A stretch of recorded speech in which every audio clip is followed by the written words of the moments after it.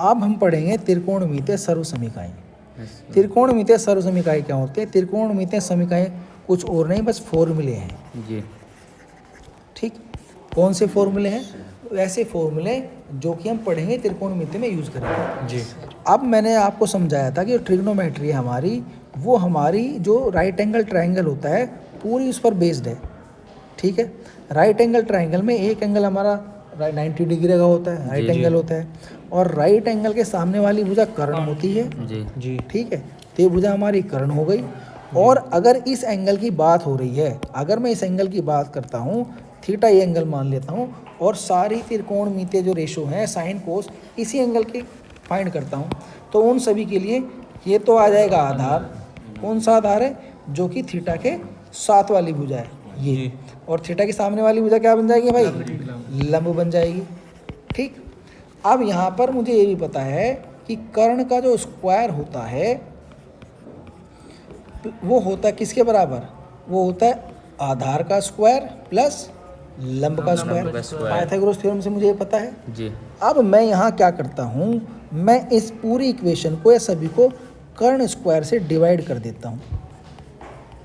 तो सभी को कर्ण स्क्वायर से डिवाइड कर दिया, तो अगर सभी को एक ही नंबर से डिवाइड किया तो भी इक्वालिटी मेंटेन रहेगी। समझ आ गया? तो अब ये जो इक्वेशन है पाइथागोरस थ्योरम को मैंने क्या किया, कर्ण स्क्वायर से डिवाइड कर दिया। अब क्या बना? ये कर्ण बटे कर्ण स्क्वायर, ये तो 1 हो जाएगा क्योंकि सेम नंबर से उसी नंबर को भाग दे रहा हूँ। तो जब उसी नंबर को भाग दिया थी तो 1 ही आ जाता है। 4 से 4 को भाग देंगे 1 आएगा। तो कर्ण स्क्वायर से कर्ण स्क्वायर को भाग दी 1 आ गया, बराबर ये क्या है? आधार बटे कर्ण का स्क्वायर है कि नहीं है जी? प्लस ये क्या है? लंब बटे कर्ण का स्क्वायर। अब 1 बराबर, मुझे बताओ आधार बटे कर्ण क्या होता है?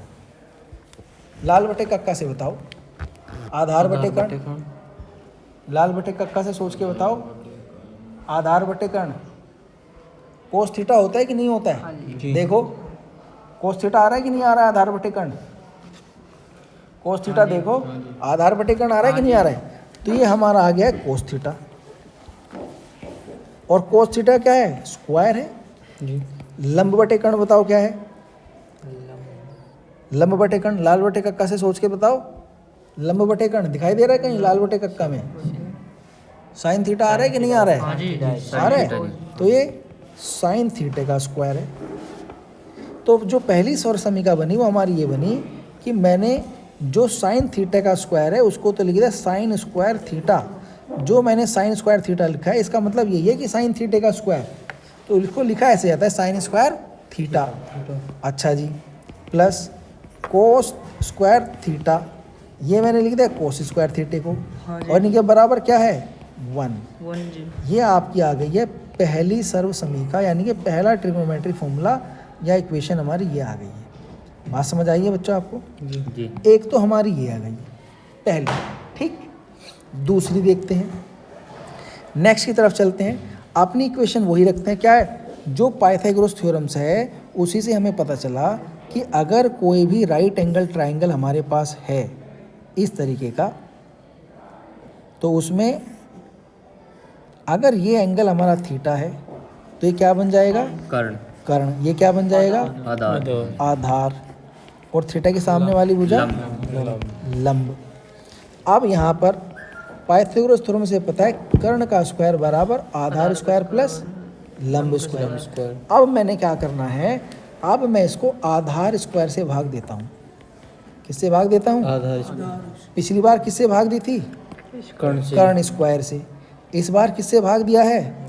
आधार स्क्वायर से। तो कर्ण बटे आधार बताओ मुझे क्या हो जाता है लाल बटे कक्का से? कर्ण बटे आधार सेक थीटा हो जाता है कि नहीं हो जाता है? तो ये आ जाएगा हमारा सेक स्क्वायर थीटा या सेक थीटे का स्क्वायर आ गया। क्यों? कि कर्ण बटे आधार क्या हो जाता है? Sec theta. तो सेक थीटे का स्क्वायर आ गया। ये क्या आ जाएगा? आधार बटे आधार 1 आ गया भाई। सेम नंबर को उसी नंबर से भाग दे रहे हैं तो एक आ जाएगा। इधर क्या आएगा? लंब बटे आधार बताओ लाल बटे कक्का से क्या होता है? लंब बटे आधार tan थीटा होता है, तो आएगा tan थीटे का स्क्वायर। तो यहाँ पर जो हमारी ट्रिग्नोमेट्री की रेशो बनेगी वो बनेगी 1 प्लस टेन स्क्वायर थीटा, यानी कि टेन स्क्वायर थीटा बराबर सेक स्क्वायर थीटा। समझ आ गया? ये हमारी बन गई दूसरी सबसमीका। ठीक है भाई जी। समझ आई है आपको? याद रहेगी। अब तीसरी सबसमीका को भी देख लेते हैं। यहीं पर हमें जो है पाइथागोरस थ्योरम से पहले ही पता है कि कर्ण का स्क्वायर होता है आधार का स्क्वायर प्लस लंब का लंब का स्क्वायर। स्क्वायर। तो हमने कर्ण से भी डिवाइड कर लिया, आधार से भी डिवाइड कर लिया, इस बार लंब से डिवाइड कर लेते हैं। तो लंब के स्क्वायर से डिवाइड कर लो, लंब स्क्वायर से डिवाइड कर लिया। तो जो कर्ण बटे लंब है वो क्या बन जाएगा आपका? कर्ण बटे लंब बताओ, लाल बटे कक्का से क्या होता है? कर्ण बटे लंब कोसेक होता है कि नहीं होता है? तो ये बन गया हमारा कोसेक थीटा स्क्वायर प्लस बराबर आधार बटे लंब बताओ, लंब बटे कक्का से क्या होता है? लाल बटे कक्का से क्या होता है? आधार बटे लंब कोट, तो कोट थीटा का स्क्वायर हो गया हाँ जी। और ये आया +1। समझ आ गया? तो यहाँ से जो हमारी ट्रिग्नोमेट्रिक रेशियो बनेगी वो बनेगी 1 तो हमने ये लिख दिया। हाँ जी। कोट स्क्वायर थीटा ये क्या लिख देंगे?